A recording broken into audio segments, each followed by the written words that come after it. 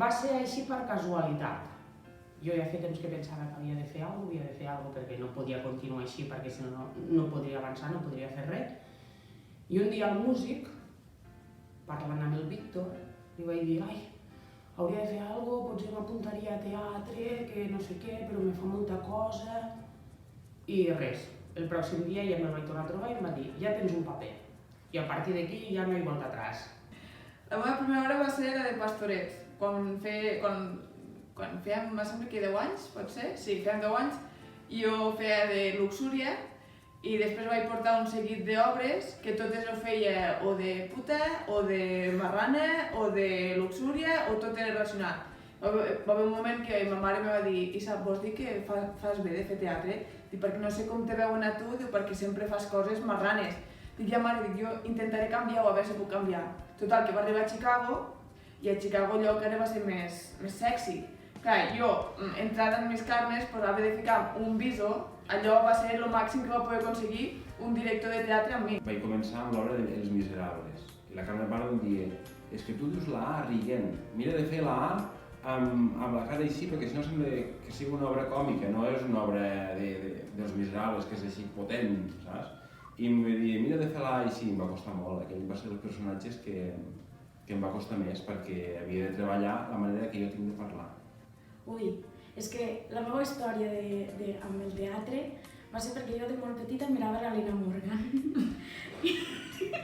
I a mi m'encantava la Lina Morgan i me sentava pues, el meu padrí i la meva padrina, mirava la Lina Morgan i no sé, pues, me feia uns patxocs de riure. I recordo que una vegada a l'escola ens van repartir, pues, potser devia ser tercer de primària, que ens van repartir els pamfletos de les extraescolars i potser comences a ser més conscient de què és el que vols triar fer al sortir de l'escola, no? I jo li vaig demanar al meu pare i a la meva mare que m'apuntessin a teatre.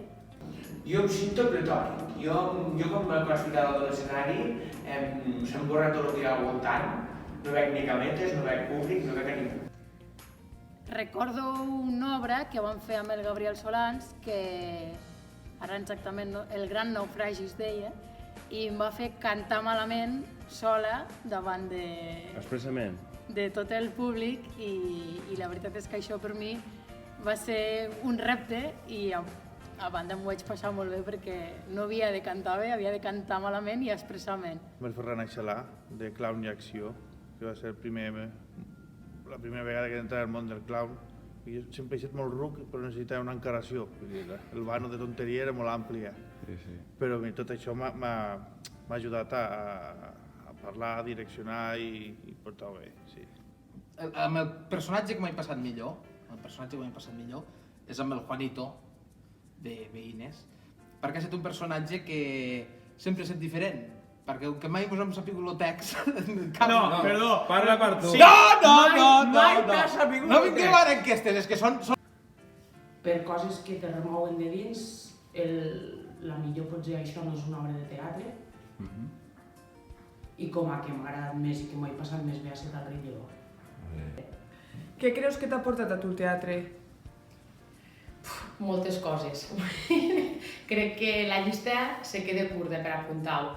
Crec que a part de poder potser ser més extrovertida del que molta gent se pensa, que potser per la feina que tinc pensen que ja ho tinc de forma innata, m'ha portat molt bones amistats, que al final és un creixement personal, perquè al final crec que qualsevol cosa que et poses damunt d'un escenari i tens 400 persones mirant-te, per petit o gran que sigui el paper que puguis desenvolupar, sempre t'aporta molt. Vull dir que realment animo tothom a que se posi damunt d'un escenari, que a vegades és més la por que un té que el que realment comporta estar damunt d'un escenari, perquè al final sembla que és tot negre quan es tanquen les llums i realment és com si estiguessis actuant sol, perquè no ets capaç de veure ni una persona del públic, com aquell que diu.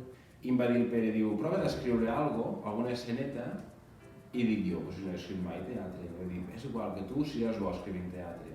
I com que algú va confiar en jo, no? De dir, hòstia, escriu teatre. I vaig escriure aquella esceneta i la vam fer, i clar, vaig veure que el que havia escrit jo, hòstia, s'havia portat a la realitat, i això per jo va ser espectacular. Ens ajuda, perquè tu entres a un personatge, no? I no ets tu. No ets tu, ets tímida quan ets tu, però quan tu fas un personatge ets aquell personatge, que tu te l'has treballat molt, no? vinga, surti, Sí. apanya't, no. Tu t'has treballat molt aquell personatge. Què ha significat per tu Baobab Teatre?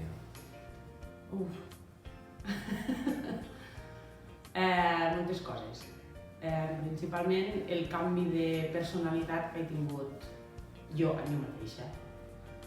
Jo era una persona molt tímida, i gràcies a entrar a teatre se m'ha obert un nou món. Una de les coses que sobretot m'ha suposat és per poder desconnectar de la feina, del dia a dia, perquè quan vens aquí la veritat és que desconnectes totalment. I després també he conegut molta gent que segurament no hagués conegut si no hagués vingut a Baobab Teatre. Un lloc on he pogut tenir retrobaments amb amistats que feia temps que potser no hi tenia relació, conèixer persones que actualment estan molt presents a la meva vida, superar reptes. Per jo Baobab ha sigut un somni complit, perquè jo recordo vindre a les obres quan era més petit i no podia entrar a Baobab, i veia a l'Elies, veia a la Issa, veia a la Maite, ho veia a tothom i pensar, jo vull estar allí, no? Com un quiero i no puedo. Per allò ha estat una porta a obrir, perquè jo era molt tímid i m'encallava molt i un introvertit a l'hora de parlar davant de la gent, i això m'ha fet obrir bastant. El teatre ho recomanaria a tothom. És l'eina per a poder tindre intel·ligència social. És que, si no, la gent se queda sola a casa, fan les coses soles i és la manera de poder obrir al món i poder parlar amb tothom i tindre una expressió. Si el dia has d'anar a fer una entrevista de feina, has de presentar un currículum, has de presentar qualsevol cosa a la feina,